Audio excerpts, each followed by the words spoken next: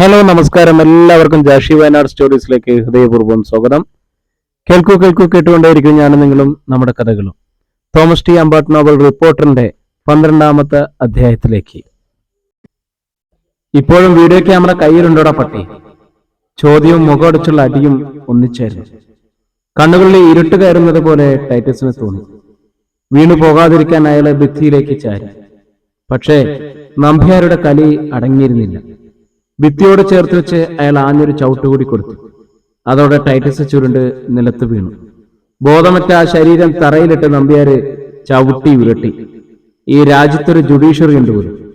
SP Balagopalan നമ്പ്യാരെയാണ് അവൻ നിയമം പഠിപ്പിക്കുന്നത്. നമ്പ്യാര് പൊട്ടിച്ചിരിച്ചു. തെല്ലു കഴിഞ്ഞ് അയാൾ അനുചരന്മാരുടെ നേർക്ക് തിരിഞ്ഞു. ഒറ്റയടിക്ക് ഇവനെ കൊല്ലാൻ പാടില്ല. വലിച്ചു മറ്റേ മുറിയിലേക്ക് ഇട്ടേര്. ബോധം തെളിയുമ്പോ അവന്റെ അവയവങ്ങൾ ഒന്നൊന്നായിട്ട് മുറിക്കണം. ആദ്യം അവന്റെ കൈ. നരകത്തിൽ ചെന്നാലും അവനിനി എഴുതാൻ പറ്റില്ല. സുന്ദരന്റെ ഡാഡിക്ക് എന്തെങ്കിലും ചോദിക്കാനും പറയാനും ഉണ്ടാവും. അതും കൂടി കഴിഞ്ഞിട്ട് കൊന്നാ മതി. എനിക്ക് അധിക നേരം ഇവിടെ നിൽക്കാൻ പറ്റില്ല. നഗരത്തിൽ എന്നെ കാണാതെ വരുമ്പോൾ വേറെ പ്രശ്നങ്ങളുണ്ടാവും. അങ്ങള് പോയിക്കോ. ഇനി അവനെ നട്ടൽ ഉയർത്താതെ ഞങ്ങൾ നോക്കിക്കോളാം. സുന്ദർ ഉറപ്പു കൊടുത്തു. എന്തായാലും ഞാൻ സന്ധ്യയായിട്ടേ മടങ്ങുന്നുള്ളൂ. അല്പസമയം ആലോചിച്ചിരുന്നിട്ട് നമ്പ്യാര് തുടർന്നു. എന്റെ കാറിൽ ഒരാളുണ്ട്. മടങ്ങിപ്പോകുമ്പോ ഇവിടെ വിട്ടിട്ട് പോകാം. തൽക്കാലം നിങ്ങൾ പുറത്തൊക്കെ ഒന്ന് ചുറ്റിയിട്ട് വാ. കൂടുതൽ പറയാതെ തന്നെ സുന്ദരനും അനുചരന്മാർക്കും കാര്യം മനസ്സിലായി. അവരുടെ ചുണ്ടില് ചിരിയൂറി. അവർ ടൈറ്റസിനെ വലിച്ചഴച്ച് അടുത്ത മുറിയിലിട്ടു. പുറത്തു നിന്നും കഥകടച്ച് ഓടാമ്പലിട്ടു. പിന്നെ നമ്പ്യാരെ വിട്ടു പോവുകയും ചെയ്തു. എല്ലാവരും സ്ഥലം വിട്ടു കഴിഞ്ഞു എന്ന് ഉറപ്പായപ്പോ നമ്പ്യാരെ കാറിന്റെ പിൻസീറ്റിൽ നിന്നും ഒരു പെൺകുട്ടിയെ പിടിച്ചിറക്കിക്കൊണ്ടുവന്നു.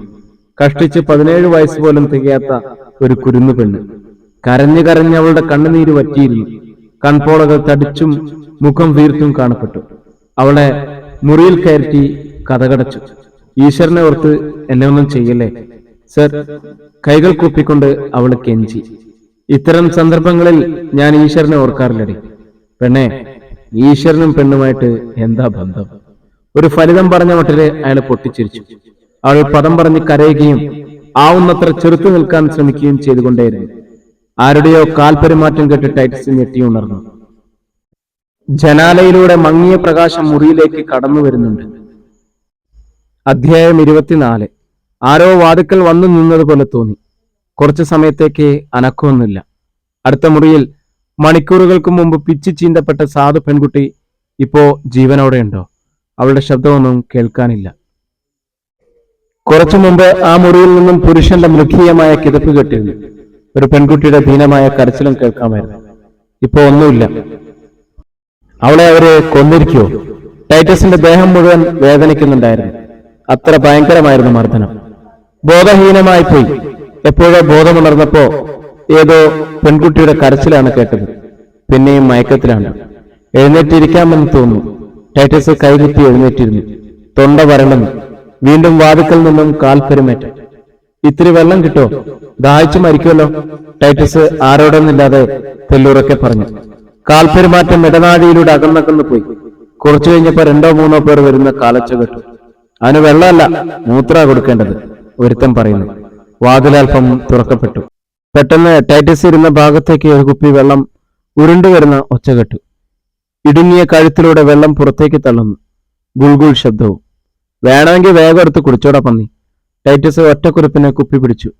കുപ്പിയിൽ വെള്ളം നിറച്ചിട്ട് അടപ്പില്ലാതെ ഉരുട്ടിവിട്ടിരിക്കുകയാണ് പന്നികള്. കുപ്പി ഉരുണ്ടു വന്നതിനാൽ പകുതിയോളം വെള്ളം തള്ളിപ്പോയിരിക്കുന്നു. ടൈറ്റസ് ഇരുട്ടത്ത് കുപ്പിയും തപ്പിപ്പൊക്കിയെടുത്തു. കമത്തി പിടിച്ചായിരുന്നു. അങ്ങനെ കുറെ വെള്ളം പോയി. അയാൾ വേഗം കുപ്പി തിരിച്ചു. കഷ്ടിച്ച് 1 ഗ്ലാസ് വെള്ളം കുപ്പിയുടെ അടിയിൽ ശേഷിച്ചിരുന്നു. അതയാൾ ഒറ്റ ശ്വാസത്തിന് അകത്തായി. വാതിലടഞ്ഞു. കാലച്ചുകൾ അകന്നകന്നു പോയി. കുറച്ചു കഴിഞ്ഞപ്പോൾ ഒരു കാറും ജീപ്പും വന്നു നിൽക്കുന്ന ഒച്ച കേട്ടു. ഡോറുകൾ തുറക്കുകയും അടക്കുകയും ചെയ്യുന്ന ശബ്ദം. അരമണിക്കൂറെങ്കിലും കഴിഞ്ഞിട്ടുണ്ടാവും. ഒരു പാദപതന ശബ്ദം കേട്ടു. സമയം എന്തായി? രാത്രിയിലോ പകലോ തിങ്കളോ ചൊവ്വയോ ഒന്നും നിശ്ചയില്ല. ഈ ഇരുട്ടറയ്ക്കുള്ളിൽ വാതിൽ തുറക്കപ്പെടുന്നു. എഴുന്നേറ്റ് വാടാ റാസ്കൽ. അതൊരു പോലീസുകാരനാണോ? ടൈറ്റസ് എഴുന്നേറ്റു. എഴുന്നേൽക്കാൻ വിഷമമായിരുന്നു. വാതിക്കലേക്ക് നടന്നു. സന്ധികളിൽ ഞെരിഞ്ഞുടയുന്ന വേദന. വേച്ച് പോകുന്നു. ടൈറ്റസ് വാതിൽ കടന്നതും വാതിൽ തുറന്നവൻ പിടലേക്ക് പിടിച്ച് മുന്നോട്ട് തള്ളി. ഇടനാഴിയുടെ ചുമരിൽ ടൈറ്റസിന്റെ നെറ്റി ചെന്നിടിച്ചു. ഇതിലേ വാടാ, ടൈറ്റസിനെ കുത്തിപ്പിടിച്ച് തിരിച്ചുകൊണ്ട് അജ്ഞാതൻ ആജ്ഞാപിച്ചു. ഇടനാഴി അവസാനിക്കുന്നിടത്തെത്തിയപ്പോ ടൈറ്റസിന് മനസ്സിലായി, ഇത് പകലാണ്. വാതുക്കൽ പകൽ വെളിച്ചം, മുമ്പില് വലിയൊരു മുറി, നന്നായി ഫർണിഷ് ചെയ്തത്, തറയിൽ പതുപതുത്ത ചുവന്ന കാർപ്പറ്റ് വിരിച്ച മുറി, ഓവൽ ഷേപ്പിലുള്ള വലിയ വീട്ടിമേശയ്ക്ക് ചുറ്റും വിലപിടിപ്പുള്ള കുഷ്യനിട്ട കസേരകള്, രാജാവിന്റെ സ്വീകരണ മുറിയുടെ പ്രൗഢി, ആനക്കൊമ്പുകൾ കൊണ്ടുള്ള കലാരൂപങ്ങൾ ഷോക്കേസിലുണ്ട്. ചുമരുകളിൽ സ്റ്റഫ് ചെയ്ത് വെച്ച മാൻതലകള്, കരടിത്തലകള്, കാട്ടുപോത്തു തലകള്, ഭിത്തിയിലെ കൊളുത്തിയിട്ടിരിക്കുന്ന ഒരു പഴയ റൈഫിള്. ഡോർ കട്ടൺ വകഞ്ഞു മാറ്റിക്കൊണ്ട് 4-5 പേര് മുറിയിലേക്ക് കടന്നു വന്നു. ആദ്യം ബാലഗോപാലൻ നമ്പ്യാര്, പിന്നെ സുന്ദർ. അടുത്തയാളെ കണ്ട് ടൈറ്റസ് ഞെട്ടി. ഷൺമുഖൻ ചെട്ടിയാർ. അവരുടെ പിന്നിൽ കാഞ്ചന രാമനാഥൻ. അവർ കസേരകളിൽ ഉപവിഷ്ടരായി. അവനെ ഇങ്ങോട്ട് കൊണ്ടുവാ, ആ റിപ്പോർട്ടറെ, ഷൺമുഖൻ ചെട്ടിയാർ ആജ്ഞാപിച്ചു. ഗുണ്ടകൾ ടൈറ്റസിനെ പിടിച്ചു വലിച്ച് മേശയ്ക്ക് മുന്നിലേക്ക് നീക്കി നിർത്തി. എന്താടാ നിന്റെ പേര്? ടൈറ്റസ് അല്ലേ? ഷൺമുഖൻ ചെട്ടിയാർ അറിയാത്ത മട്ട് അഭിനയിച്ചു. പൂച്ചയ്ക്കും എലിയെ കയ്യിൽ കിട്ടിയിരിക്കുകയാണ്, തട്ടിക്കളിക്കാൻ എന്ത് രസം. നിന്റെ റിപ്പോർട്ടൊക്കെ ഞാൻ വായിക്കുന്നുണ്ടായിരുന്നു. കേട്ടോടാ പട്ടിയുടെ മോനെ, നീ നല്ലൊരു മിടുക്കൻ കൊച്ചനായിരുന്നല്ലോടാ. ഞങ്ങളുടെ പാർട്ടിയെ സൈഡ് ചെയ്യുന്ന വല്ല പത്രവുമായിരുന്നെങ്കിലേ നിനക്ക് വലിയ ഭാവി ഉണ്ടായനെ. എന്നാ ചെയ്യാനാ, ശക്തിയും മഹത്വവും അധികാരവുമുള്ള ഞങ്ങളെയൊക്കെ കടിക്കാനും മാന്താനും ഒക്കെ ആയിട്ട് നിനക്കൊക്കെ തോന്നിയത്. നിന്റെ തന്ത ആദർശ പോലീസ് അല്ലായിരുന്നോ? തുടക്കത്തിലെ പിഴച്ചുപോയി, ഇനി പറഞ്ഞിട്ട് കാര്യമില്ല. ടൈറ്റസ് ഒന്നും മിണ്ടിയില്ല. ഷൺമുഖ ചെട്ടിയാര് അയാളെ നോക്കി ഒരു വെടലച്ചിരി ചിരിച്ചു. നിന്റെയൊക്കെ കണ്ടകശനിന്നല്ലാതെ എന്താ പറയാനാ? അല്ലെങ്കിൽ ഞങ്ങളെ എതിർക്കാൻ തോന്നുവോ? നിന്റെ തന്ത ആയുസെത്താതെയല്ലേ ചത്തത്? നിന്റെ ഗതിയും അത് തന്നെ ആയിപ്പോയല്ലോ. സത്യത്തില് എനിക്ക് സങ്കടമുണ്ട് കേട്ടോ. കാണും, മുതലക്കണ്ണീരൊഴുക്കാൻ മന്ത്രിമാരെ കഴിഞ്ഞല്ലേ ഉള്ളൂ, ടൈറ്റസ് പറഞ്ഞു. കേട്ടോ അവന്റെ കമന്റ്, കേട്ടോ അവന്റെ ധൈര്യം. ഷൺമുഖ ചെട്ടിയാര് കാഞ്ചനയുടെ നേർക്ക് തിരിഞ്ഞു പറഞ്ഞു, പിള്ളേരായ ഇങ്ങനെ വേണം. ചാകാൻ നേരത്തും വല്ല തമാശയൊക്കെ പറഞ്ഞുകൊണ്ട് ചാകണം. ഇതുപോലെ തന്നെ ആളുകളെ കൊല്ലുമ്പോഴും കണ്ടമാനം പേടിപ്പിക്കരുത്. പാട്ടൊക്കെ വെച്ച് പതുക്കെ തടവി ചിരിച്ചോണ്ട് വേണം. എന്റെ ഒരു പോളിസി അതാ. അത് പറഞ്ഞ് ചെട്ടിയാര് ക്രൂരത നിറഞ്ഞൊരു ചിരി ചിരിച്ചു. അതൊന്നും അല്ലല്ലോ ഞാൻ പറഞ്ഞു വന്നത്. നീ റിപ്പോർട്ടറൊക്കെ എഴുതി ഞങ്ങൾക്ക് നിൽക്കക്കൊള്ളി ഇല്ലാതാക്കിയിട്ടിരിക്കല്ലേ. അതിനു വേണ്ടിയിട്ട് നീ ഒരുപാട് കഷ്ടപ്പെട്ട് വേണം. വിവരങ്ങളൊക്കെ ശേഖരിക്കണ്ടേ? നിന്റെ കഷ്ടപ്പാടിന് ഒരു അറുതി വരുത്താൻ ഞങ്ങൾ തീരുമാനിച്ചിരിക്കുക. ജനങ്ങളുടെ ദുരിതം ഇല്ലാതാക്കുക എന്നതാണ് ഞങ്ങളുടെ ഒരു പ്രധാന ലൈൻ. ഭൂമിയിൽ അരഞ്ഞു നടന്ന് നീ മടുത്തു കാണും. കോട്ടങ്ങളല്ലാതെ നിനക്ക് നേട്ടങ്ങളൊന്നും ഉണ്ടാകുന്നില്ല. തന്തയെത്തു, പെങ്ങളെയെത്തു, കാമുകിയെത്തു ഓർത്താ സഹിക്കാനൊക്കെയല്ല. അതുകൊണ്ട് ടൈറ്റസെ മോനെ, റിപ്പോർട്ടറെ, നിന്നെ പാതാളത്തിലേക്ക് വിടുക ഞങ്ങൾ. ഡെപ്യൂട്ടേഷനിൽ അവിടെ പാതാള പത്രികയുടെ റിപ്പോർട്ടറായിട്ട് നിനക്ക് ജോയിൻ ചെയ്യാം. പോരെ? ഷൺമുഖൻ ചെട്ടിയാര് തന്റെ ഫലിതം ആസ്വദിച്ചു പൊട്ടിച്ചിരിച്ചു. കൂടെ മറ്റുള്ളവരും. ഈ ഒരു ഉപകാരത്തിന് അങ്ങയോട് ഞാൻ എന്നേക്കുമായി കടപ്പെട്ടിരിക്കുന്നു. ടൈറ്റസ് അതേ നാണയത്തിൽ തിരിച്ചടിച്ചു. തല പോകുമെന്ന് ഉറപ്പ്. ഇനി അവന്റെ മുമ്പില് തല കുലുക്കിയില്ല. ജീവന് വേണ്ടി കെഞ്ചുകയുമില്ല. ടൈറ്റസ് നിശ്ചയിച്ചു കഴിഞ്ഞു. നീ നന്ദിയുള്ളവനാണെന്ന് എനിക്ക് പണ്ടേ അറിയാമായിരുന്നു. എന്റെ മന്ത്രിമന്ദിരത്തിലും സെക്രട്ടേറിയറ്റിലും ഒക്കെ വന്ന് നീ എന്നെ കുറെ അലട്ടിയിട്ടുണ്ട്. അന്നൊക്കെ നിന്നെ കടിച്ചുകീറി ചോര കുടിക്കാനുള്ള വൈരാഗ്യം ഉള്ളിലൊതുക്കി 70 എന്നെ ചിരിയുമായിട്ടാണ് നിന്റെ മുന്നിൽ ഞാൻ അങ്ങനെ ഇരുന്നു തന്നത്. ഞങ്ങൾ മന്ത്രിമാർക്കെല്ലാം അങ്ങനെ ഒരു ഗതികേടുണ്ട്. അന്നേ ഞാൻ മനസ്സിൽ കുറിച്ചു തൊട്ടാണ്ടടാ ഡാഷ് മോനെ. റിപ്പോർട്ടറെ, നിന്നോട് ഞാൻ എണ്ണി കണക്ക് ചോദിക്കുമെന്ന്. ഏത് പട്ടിക്കും അവന്റെ ഒരു ദിവസം ഉണ്ടാവുമെന്ന് നീ കേട്ടിട്ടില്ലേ? നിന്റെ ദിവസം കഴിഞ്ഞുപോയി. ഇതെന്റെ ദിവസാ. ഷൺമുഖൻ ചെട്ടിയാർ ഇരിപ്പിടത്തിൽ നിന്നും എഴുന്നേറ്റ് ടൈറ്റസിന്റെ മുമ്പിൽ വന്നു. എന്റെ കൈയിന്റെ തരിപ്പൊന്ന് തീർക്കട്ടടാ. ആ തടിച്ചു കുറിയ കൈത്തലം ടൈറ്റസിന്റെ കവിളില് പലതവണ ആഞ്ഞാഞ്ഞു പതിച്ചു. ടൈറ്റസിന്റെ ചുണ്ടും കവിളും പൊട്ടി. അയാളെ ചോര തുപ്പി. എങ്ങനെയുണ്ടോ എന്റെ കൈക്കരുത്ത്? മന്ത്രിയുടെ കൈക്ക് നല്ല മാർദ്ദവമാണെന്നായിരിക്കും നീ വിചാരിച്ചത്. അല്ലടാ, മന്ത്രിയാകുന്നതിന് മുമ്പേ ഞാൻ അസലൊരു കവലച്ചട്ടമ്പിയായിരുന്നു. തല്ലാനും കൊല്ലാനും എനിക്കൊരു മടിയുമില്ലായിരുന്നു. അറിയാമോ നിനക്ക്? നിന്റെ തന്തയ്ക്ക് അറിയാമായിരുന്നു. മന്ത്രിയുടെ കുപ്പായമിട്ടപ്പോ പരസ്യമായിട്ടത് ചെയ്യാൻ മേലെന്നായി. നിന്നെപ്പോലത്തെ പത്രക്കാർ കഴിവേറികൾ കാരണമല്ലടാ മന്ത്രിമാരെല്ലാം പെട്ടെന്ന് പ്രഷർ പിടിക്കുന്നത്. കറുത്തു തടിച്ച ആ ശരീരം ജനാല വരെ ചെന്നിട്ട് തിരികെ വന്നു. നീ ഇനി കൊലപാതകങ്ങളുടെ നിഗൂഢത തേടി ഒരുപാട് വിഷമിക്കണ്ടടാ. നിന്റെ തന്ത എങ്ങനെ ചത്തു, നിന്റെ പെങ്ങൾ എങ്ങനെ ചത്തു, നിന്റെ കാമുകി എങ്ങനെ ചത്തു, രാമനാഥനും ചെല്ലയ്യയും എങ്ങനെ ചത്തു, ഇതൊക്കെയല്ലേ മുഖ്യമായിട്ടും നിനക്കറിയേണ്ടത്. തത്ത പറയുന്നത് പോലെ പറഞ്ഞു തരാം. നിന്നെപ്പോലെ സാഹസികനും അന്വേഷണ കുതുകിയുമായ ഒരു പത്ര റിപ്പോർട്ടർ ഈ രഹസ്യങ്ങളൊന്നും അറിയാതെ മരിക്കേണ്ടി വരുന്നത് മഹാ കഷ്ടമായതുകൊണ്ടാണ്. ഞാനെല്ലാം വെളിപ്പെടുത്തി തരാം. അങ്ങ് ചെന്നിട്ട് പാതാള പത്രികയിൽ എഴുതണ്ടേ? കഴിയുമെങ്കിൽ ഒരു കോപ്പി കോംപ്ലിമെന്ററി ആയിട്ട് അയച്ചു തരികയും വേണം. സുന്ദരെ, പരലോകത്തോട്ടുള്ള ഇവന്റെ പാസ്പോർട്ടും NOC ഒക്കെ റെഡിയല്ലേ? എല്ലാം റെഡിയാ, സുന്ദർ ചിരിച്ചുകൊണ്ട് പറഞ്ഞു. എപ്പോഴാ ഫ്ലൈറ്റ്? രാത്രി 12:30. അയാൾ പൊട്ടിച്ചിരിച്ചു. ശരി, ആദ്യം നിന്റെ തന്തയുടെ കഥ പറയാം. ഇഷ്ടം പോലെ സമയമുണ്ട്. ഷൺമുഖൻ ചെട്ടിയാർ ഒരു നിമിഷം നിർത്തി, പിന്നെ തുടങ്ങി. അധ്യായം 25. കഥ കേൾക്കാൻ കൊതിച്ച് കാതോർത്തിരിക്കുന്ന കുട്ടിയെ പോലെ ടൈറ്റസ് ആകാംക്ഷയോടെ തന്നെ ഉറ്റുനോക്കിക്കൊണ്ട് ഷൺമുഖൻ ചെട്ടിയാരെ പല്ലടിച്ചു. അവന്റെ ആകാംക്ഷ ഉണ്ടോ? അടുത്ത നിമിഷം ചാവുമെങ്കിലും ഈ നിമിഷത്തെ വാർത്താ രഹസ്യം അറിയാനുള്ള പത്രക്കാരൻ കഴിവരുടെ മോന്റെ ഒടുക്കത്തെ ആകാംക്ഷ. നീ അസലെ റിപ്പോർട്ടർ തന്നെയാണല്ലോ. ടൈറ്റസിനെ അഭിമാനം സ്വീകരിക്കുന്ന മറ്റൊരു മന്ദഹസിച്ചു. എടോ, നിന്റെ തന്തപ്പുര വലിയ പോലീസ് ഇൻസ്പെക്ടർ ആയിരുന്നില്ലേ? CI David.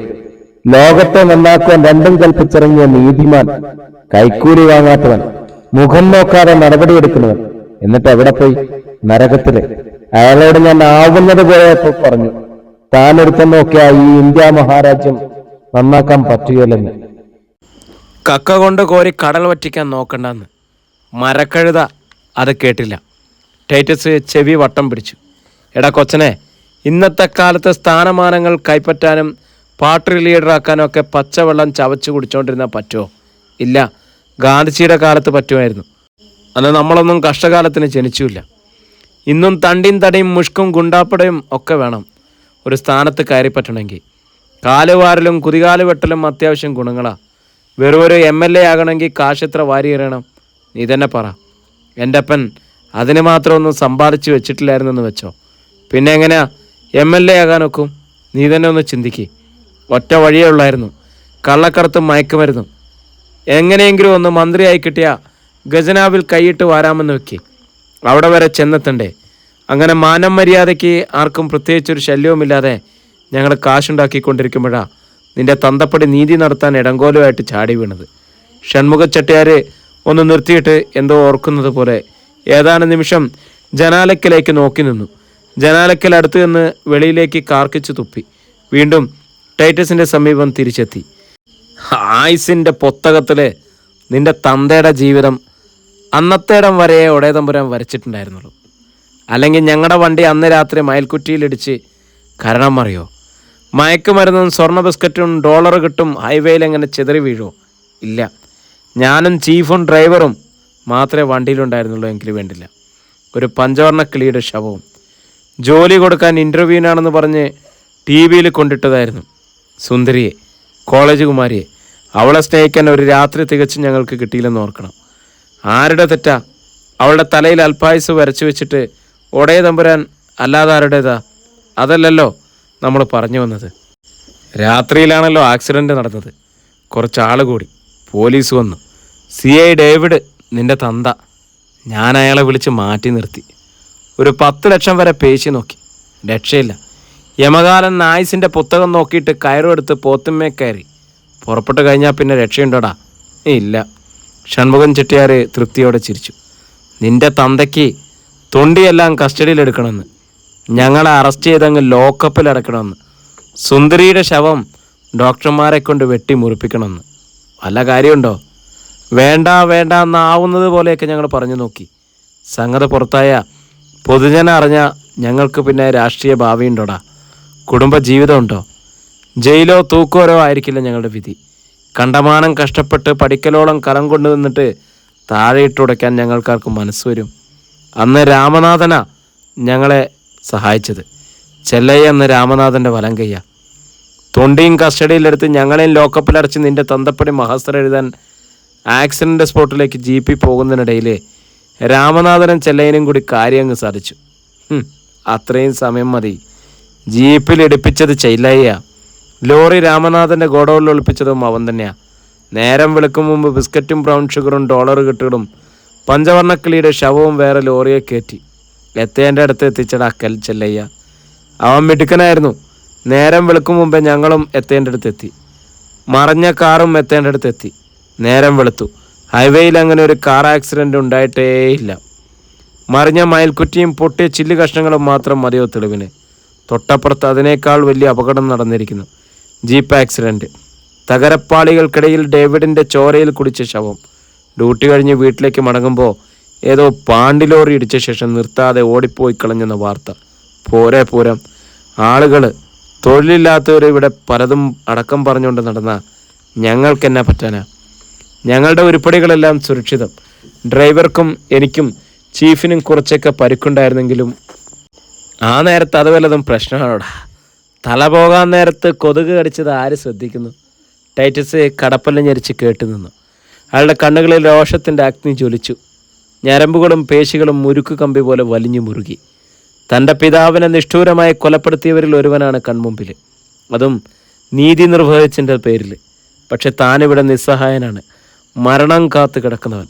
സാഹിത്യഭാഷയിൽ പറഞ്ഞാൽ പ്രതിഹാരദാഹം കൊണ്ട് അഗ്നിപർവ്വതത്തിൻ്റെ ഉള്ളുപോലെ തിളച്ചു മറയുകയാണ്. അല്ലടാ ഡാഷ് മോനെ നിൻ്റെ ഉള്ളം. അല്ലടാ, നിൻ്റെ കണ്ണിൽ എനിക്കത് കാണാം.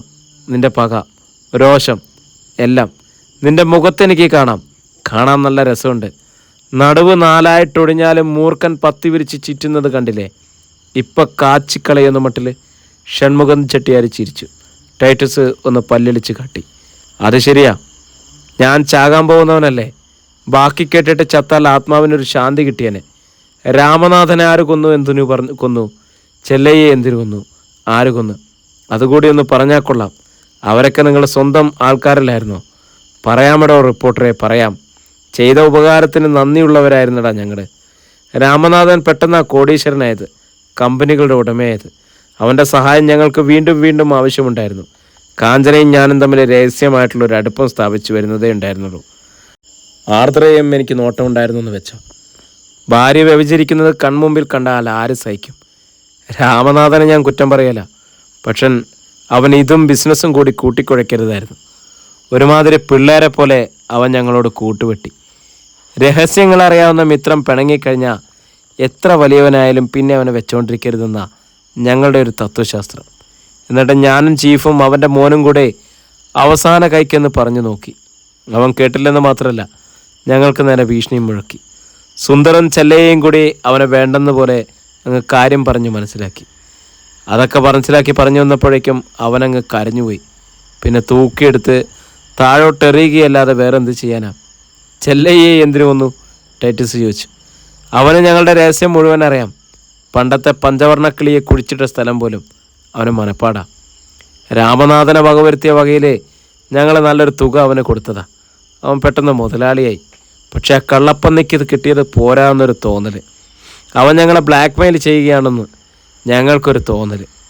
അവന് ഭയങ്കര അത്യാർത്ഥി. ആ അസംതൃപ്തനെയും വെച്ചുകൊണ്ടിരിക്കാൻ ഞങ്ങൾക്ക് അധോലോകവേദം പറഞ്ഞിട്ടില്ല. മാത്രമല്ല, ആ ഇടയ്ക്കല നീ വലിയ റിപ്പോർട്ടറുകളെ വെച്ച് മണത്ത് അവൻ്റെ പുറകെ കൂടിയതും അവനെ ഫോളോ ചെയ്ത് മദ്രാസിൽ വന്നതും അവൻ അന്നേരം ചില മണ്ടത്തരങ്ങളൊക്കെ കാണിച്ചു. ഞങ്ങൾക്കും നിനക്കും ഇടയിൽ പേടിക്കേണ്ട ഒരേ ഒരു കണ്ണി ചെല്ലയ്യ മാത്രമായിരുന്നു. അതുകൊണ്ട് അവനെ ഞങ്ങളങ്ങ് തുടച്ചു നിൽക്കി. പിന്നെ ആരെ സംശയിക്കും? കൗബീനത്തിൻ്റെ വാൽ പോലെ കേസിൻ്റെ തുമ്പും പിടിച്ചോണ്ട് ആകാശത്തോട്ട് കണ്ണും നട്ട് ഇരിക്കത്തല്ലേ ഉള്ളൂ നീയെന്ന് ഞങ്ങൾ വിചാരിച്ചു. പക്ഷെ നീ ഞങ്ങൾ വിചാരിച്ചതിനേക്കാൾ ഏറെ മിടുക്കനായിരുന്നടാ. എൻ്റെ പെങ്ങളെ എന്തിനു കൊന്നു? എൻ്റെ അക്ഷയെ എന്തിനു കൊന്നു? അവർ നിങ്ങളോട് എന്ത് തെറ്റ് ചെയ്തു? വികാരവിക്ഷോഭത്താൽ ടൈറ്റസിൻ്റെ ശബ്ദമായിരുന്നു. അതല്ലടാ ഡാഷുമോനെ പറഞ്ഞുകൊണ്ട് വരുന്നത്. അറയ്ക്കുന്നതിന് മുമ്പ് നീ പിടയ്ക്കാതെടാ. നിന്നെ ഉപദ്രവിക്കണമെന്ന് ഞങ്ങൾക്ക് അല്പം പോലും ആഗ്രഹമില്ലായിരുന്നു. പിന്നെ ചൊറിമാന്തി വ്രണമാക്കാനാണ് നിൻ്റെ ഉദ്ദേശമെന്ന് കേട്ടപ്പോൾ ഞങ്ങൾക്ക് വെറുതെ ഇരിക്കാൻ മേലെന്നായി. അത്യാവശ്യം താക്കീതുകളൊക്കെ നിനക്ക് തന്നു. രക്ഷയില്ല. നീർക്കോലി കടിച്ചാലും അത്താഴം മുടങ്ങുമെന്നും അതുകൊണ്ട് ഇത്തിരി വലിയ താക്കീത് തന്നേക്കാമെന്നും വെച്ചാൽ അതിനു മുമ്പേ നിൻ്റെ പെങ്ങളുടെ ജീവൻ ഞങ്ങളിങ്ങെടുത്തത്. വിടരും മുമ്പേ കൊഴിഞ്ഞു എന്നൊക്കെ സാഹിത്യ ഭാഷയിൽ വിലപിക്കാറില്ലേ? നിൻ്റെ പെങ്ങളുടെ കാര്യത്തിലും അങ്ങനെ ഒരു വിഷമം വേണ്ട. അനുഭവിക്കാനുള്ളതൊക്കെ ഒരുമാതിരി അനുഭവിച്ചിട്ടാ അവൾ പോയത്. ഷൺമുഖൻ ചെട്ടിയാർ അശ്ലീലിച്ചിരി ചിരിച്ചു. എടാ പട്ടി! രോഷാധിക്യം കൊണ്ട് നിയന്ത്രണം നഷ്ടപ്പെട്ട ടൈറ്റസ് അലറിക്കൊണ്ട് മുമ്പോട്ട് കുതിച്ചു. സുന്ദറും 2 അനുചരന്മാരും അയാളെ വട്ടം പിടിച്ചു നിർത്തി. പണ്ടെന്നെ ഒരുപാട് പേര് പട്ടിയെന്ന് വിളിച്ചിട്ടുണ്ട്. എനിക്കൊന്നും തോന്നിയിട്ടില്ല. അന്ന് ഞാനൊരു തെരുവ് പോക്കരിയായിരുന്നതുകൊണ്ട്. പക്ഷേ ഇപ്പോൾ ഞാനൊരു ആഭ്യന്തരമന്ത്രി അല്ലടാ ചെറ്റേ. ഷൺമുഖൻ ചെട്ടിയാരെ ടൈറ്റസിൻ്റെ മുഖത്ത് ആഞ്ഞൊരു ഇടിയിടിച്ചു. കൂടെ നാഭിയിൽ ആഞ്ഞൊരു തൊഴിയും. ടൈറ്റസ് ചുരുണ്ടുകൂടി നിലത്തേക്ക് ഇരുന്നു പോയി. പെങ്ങൾ ചത്തിട്ട് നീ പാഠം പഠിച്ചില്ല. റിപ്പോർട്ട് എഴുതി വിപ്ലവം ഉണ്ടാക്കാൻ പോയി നീ. മന്ത്രി കസേരയിലാണെങ്കിലും മൂട്ട കടിച്ചാൽ ഇരിപ്പത്ര സുഖമല്ലല്ലോ. ഒരു മുന്നറിയിപ്പ് കൂടി ഞങ്ങൾ നിനക്ക് തന്നു. നിന്റെ കാമുകയെ കൊന്നുകൊണ്ട്. അവളുടെ ശരീരവും പാഴായിപ്പോയല്ലോ എന്ന് വിചാരിച്ച് നീ സങ്കടപ്പെടണ്ട. ഞങ്ങൾ 5-8 പേര് നേരാവണ്ണം കൈകാര്യം ചെയ്താൽ വിട്ടത്. അതുകൊണ്ടൊന്നും നീ പഠിച്ചില്ല. പഠിക്കാനൊട്ടും നേരമില്ലല്ലോ നിനക്ക്. നാളെ വെളുപ്പിന് 4 മണിക്ക് നിന്റെ മറ്റവളുണ്ടല്ലോ, അവളിവിടെ വരും. വരുത്താനുള്ള എല്ലാ ഏർപ്പാടുകളും പൂർത്തിയായി. പക്ഷെ അവൾ ചാകുന്നത് കാണാനുള്ള ഭാഗ്യം നിനക്ക് കിട്ടുകയില്ല. അവളെ നാളെ രാത്രിയിലേ കൊല്ലൂ. നീ ഇന്നത്തെ ലാസ്റ്റ് വണ്ടിക്ക് അങ്ങ് പോവുകയല്ലേ. ഷൺമുഖൻ ചെട്ടിയാർ തൻ്റെ സംഭാഷണം ആസ്വദിച്ച് തന്നെത്താൻ അഭിനന്ദിക്കും മട്ടിൽ ചിരിച്ചു. നിന്നെ കൊല്ലുന്നതിന് മുന്നേ 1-2 കാര്യങ്ങൾ കൂടി പറഞ്ഞോട്ടെ. മനസമാധാനത്തോടെ വേണമല്ലോ നിനക്ക് ചാകാൻ. അധികം താമസിക്കാതെ നിന്റെ അനുജനെ ഞങ്ങൾ തട്ടും. തന്തയും പെങ്ങളും ചേട്ടനും നഷ്ടപ്പെട്ട അവനെ കണ്ടമാനം സങ്കടപ്പെടുത്തരുതല്ലോ. പിന്നെ നിന്റെ അമ്മ, ഭർത്താവും മക്കളും നഷ്ടപ്പെട്ട ആ സ്ത്രീക്ക് നീ എന്ത് ജീവിതം? അവർക്കത് താങ്ങാൻ പറ്റൂടാ. ജീവച്ഛവം പോലെ കഴിയുന്ന അവരെ വിടുന്നത് മഹാപാവ. അതിനാൽ എത്രയും വേഗം അവരെയും ഞങ്ങൾ അക്കരെ കടത്തും.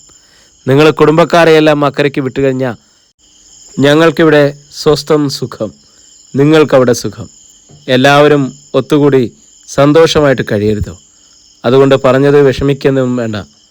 കാര്യങ്ങളുടെ ഒരു ഏകദേശ രൂപം നിനക്കിപ്പോൾ മനസ്സിലായി കാണുമല്ലോ, ഇല്ലേ? ടൈറ്റസ് മിണ്ടിയില്ല. സംശയങ്ങൾ ഇനിയും കാണും, എനിക്കറിയാം. പത്രക്കാരനല്ലേ, തീരുകയില്ല. സുന്ദരെ, ഇവൻ അപ്പുറത്തെ അറയിലോട്ടിട്ടേക്ക്. സുന്ദർ ടൈറ്റസിൻ്റെ കോളറിൽ പിടിച്ചു പൊക്കി. ഒരു കാര്യം കൂടി ഞാൻ ചോദിച്ചോട്ടെ? ഇതേതേ സ്ഥലം? ഇത് ഞങ്ങളുടെ ഒരു ഗൂഢസങ്കേതമാണ് മോനെ. കള്ളക്കടത്തും സ്വർണവും കള്ളപ്പണവും മയക്കുമരുന്നും ഒക്കെ സൂക്ഷിക്കാനും കൈമാറാനും ഒക്കെയുള്ള ഒരു കേന്ദ്രം. പിന്നെ നല്ല നല്ല പഞ്ചവർണ്ണ കിളികൾ ഇവിടെ വന്ന് ഞങ്ങളെ പാട്ടുപാടി കേൾപ്പിക്കാറുണ്ട്. രാഷ്ട്രീയക്കാരന്, പ്രത്യേകിച്ച് മന്ത്രിക്ക് പരസ്യമായിട്ടൊന്നും പറ്റില്ലല്ലോ.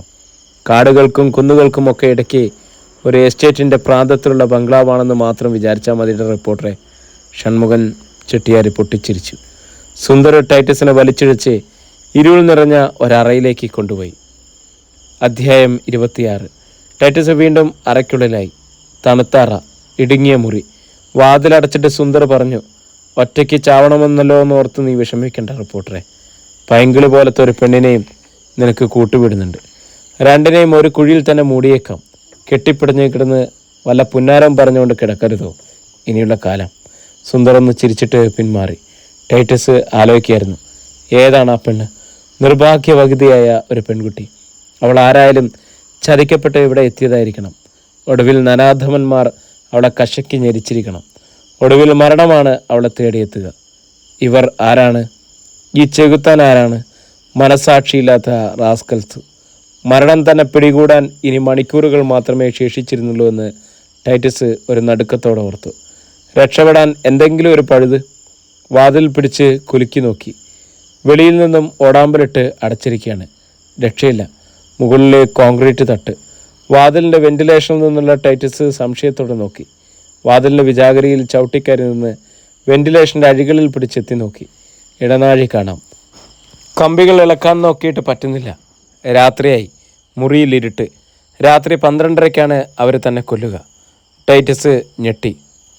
ഒരു കാറും ജീപ്പും വന്ന് ബംഗ്ലാവിൻ്റെ മുറ്റത്ത് നിൽക്കുന്ന ഒച്ച കേട്ടു. വിശിഷ്ട അതിഥികൾ ആരെങ്കിലും വന്നതാണോ? അതോ ആർദ്രയെ ചതിയിൽപ്പെടുത്തി ഇവിടെ എത്തിച്ചതാണോ? ഇടനാഴിക്കപ്പുറത്തെ മുറിയിൽ നിന്നും പരിചിതമായ ഒരു സംസാരം കേട്ടു. ആജ്ഞാശക്തി സ്ഫുരിക്കുന്ന മുഴക്കമുള്ള സ്വരം. എവിടെയോ കേട്ട് പരിചയമുണ്ടല്ലോ ഈ സ്വരം. ഇതാരുടെ സ്വരമാണ്? ആരുടെ? ടൈറ്റസ് ഓർമ്മയിൽ പരതി.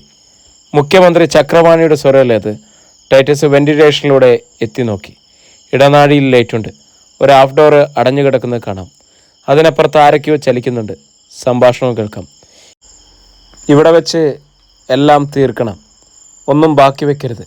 ചക്രപാണിയുടെ സ്വരം. അവനെ തട്ടിയോ? ഇല്ല. രാത്രി 12:30-ക്ക് സാറിന് കാണണ്ടേ? വേണ്ട. ആ പട്ടി എൻ്റെ മുഖം കാണണ്ട. എനിക്ക് അവനെയും കണ്ട. മണ്ണിനടിയിലായെന്നറിഞ്ഞാൽ സമാധാനം കുറച്ചൊന്നും അല്ലല്ലോ. നമ്മളെ അവൻ നമ്മളെ അവൻ വലിപ്പിച്ചത് അത് ശരിയാ. ആർദ്രയെ എപ്പോൾ കൊണ്ടുവരും? നേരം വെളുക്കും മുമ്പേ എത്തിക്കാൻ ഏർപ്പാടുകൾ ചെയ്തിട്ടുണ്ട്. ആള് പോയോ? പുറപ്പെട്ടു കഴിഞ്ഞു. ആർദ്ര എത്തുന്നതുവരെ സാറിനൊരു കൂട്ടേർപ്പാടാക്കിയിട്ടുണ്ട്. ആരാ? ഒരു കോളേജ് കുമാരി. അബദ്ധത്തിൽ വലയിൽ വന്ന് വീണതാ. എവിടെ? കുളിപ്പിച്ചൊരുക്കി മുറിയിൽ നിർത്തിയിട്ടുണ്ട്. ഓഹോ. ഹാഫ് ഡോറിന് കീഴേ കൂടി തറയിലൊരസുന്ന മൽമുണ്ട് ടൈറ്റസ് കണ്ടു. അരയ്ക്ക് താഴെ കാണുന്നുള്ളൂ. വൈരമോതിരമണിഞ്ഞ കൈയും വിരലുകൾക്കിടയിൽ എരിയുന്ന സിഗരറ്റും. കൈ താഴ്ത്തേയിടുമ്പോഴും അത് കണ്ണിൽപ്പെടുന്നുണ്ട്. അത് ചക്രപാണി തന്നെ, മുഖ്യമന്ത്രി ചക്രപാണി. സിഗരറ്റ് കുറ്റി താഴെ വീണു. ടൈറ്റസ് സൂക്ഷിച്ചു നോക്കി. രാമനാഥൻ്റെ മുറിയിലും ചെല്ലയ്യയുടെ മുറിയിലും കണ്ട അതേ സിഗരറ്റ് കുറ്റി. നമ്മുടെ ചരക്കെല്ലാം റെഡിയാണല്ലോ അല്ലേ? അയാൾ ചോദിക്കുന്നുണ്ട്. അതെ സാർ. 20 കോടിക്കുള്ള ബ്രൗൺ ഷുഗർ, 15 കോടിയുടെ കഞ്ചാവ്. നാളെയെല്ലാം കൊച്ചിയിലെത്തിക്കണം. കൊച്ചിയിൽ എനിക്കൊരു ഫംഗ്ഷനുണ്ട്. സ്റ്റേറ്റ് കാറിൽ തന്നെ ചരക്ക് കൊണ്ടുപോകാം. കണ്ണൻ എസ്കോട്ടിന് 4 ടാക്സി കാറുകൾ ഏർപ്പാട് ചെയ്തിട്ടുണ്ട്. നാളെ ഉച്ചയ്ക്കെത്തും. സ്റ്റേറ്റ് കാറിൽ ബ്രൗൺ ഷുഗർ, എസ്കോട്ട് വണ്ടികളിൽ കഞ്ചാവ്. കൊച്ചിയിൽ വച്ച് ചെമ്പൂച്ചകളുടെ സഹായത്തോടെ കൈമാറാം. അവിടുന്ന് ഡോളർ കെട്ടുകൾ സ്റ്റേറ്റ് കാറിൽ തിരുവനന്തപുരത്തേക്ക്. ഷൺമുഖം തൻ്റെ സ്റ്റേറ്റ് കാറിൽ ഗോൾഡ് ബാറുകൾ കയറ്റണം. എസ്കോട്ട് വണ്ടികളിൽ കയറ്റാം. മറ്റന്നാൾ വെളുപ്പിന് അതെല്ലാം കോഴിക്കോട്ട് കൊണ്ടുപോയി ഷബീറിൻ്റെ ഗോഡൗണിലാക്കണം. കേട്ടിട്ടല്ലോ സർ? ഇതിൽ കൂടുതൽ എങ്ങനെയാണ് ജനങ്ങളെ സേവിക്കേണ്ടതെന്ന് എനിക്ക് മനസ്സിലാവുന്നില്ല. എന്തുമാത്രം വിദേശ നാണ്യങ്ങളാണ് നമ്മൾ സമ്പാദിക്കുന്നത്. ചക്രപാണിയുടെ പൊട്ടിച്ചിരി. എല്ലാം നമ്മുടെ ഈ കൊച്ചു കേരളത്തിലേക്കല്ലേ സർ? ശരി ശരി സർ. ശരി, ഞാൻ ആ മുറിയിലേക്ക് ചെല്ലട്ടെ. ഭാര്യ കുറച്ച് നാളായിട്ട് സുഖമില്ലാതെ കിടപ്പിലായിരുന്നു. ചക്രപാണിയുടെ കാലച്ചകന്നകന്നു പോയി. സുന്ദരേ! ഷൺമുഖൻ ചെട്ടിയാരുടെ വിളിയച്ച. സുന്ദർ വിളി കേട്ടു. എടാ, ആ തോക്കെടുത്തോണ്ട് കാട്ടിലൊന്ന് ചുറ്റിയിട്ട് വാ. ഒരു ചീഫിന് വെടിയിറച്ചി വലിയ ഇഷ്ടമാണ്. അതിനല്ലേ മറ്റേ മുറിയിൽ പോടാ കഴുതേ. പാകപ്പെടുത്തിയ വെടിയിറച്ചി കുറേ വേണം. ശരി. കാഞ്ചനെ, എന്തോ നല്ല നിലാവുണ്ടല്ലോ. നമുക്കൊന്ന് പുറത്തേക്ക് ഇറങ്ങിയാലോ? ഞാനതങ്ങോട്ട് പറയാനിരിക്കുകയായിരുന്നു.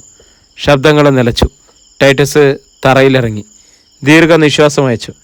അപ്പോൾ ഇതാണ് ഭരണം. കൊള്ള, കൊല, കുതികാൽ വെട്ട്, കള്ളക്കടത്ത്, മയക്കുമരുന്ന് കച്ചവടം, ജനസേവനം. തനിക്കിനി ഒന്നും ചെയ്യാനാവില്ലല്ലോ. ഏതാനും മണിക്കൂറുകളുടെ ആയുസ് മാത്രം. അയാൾ തളർന്ന് തറയിലേക്കിരുന്നു.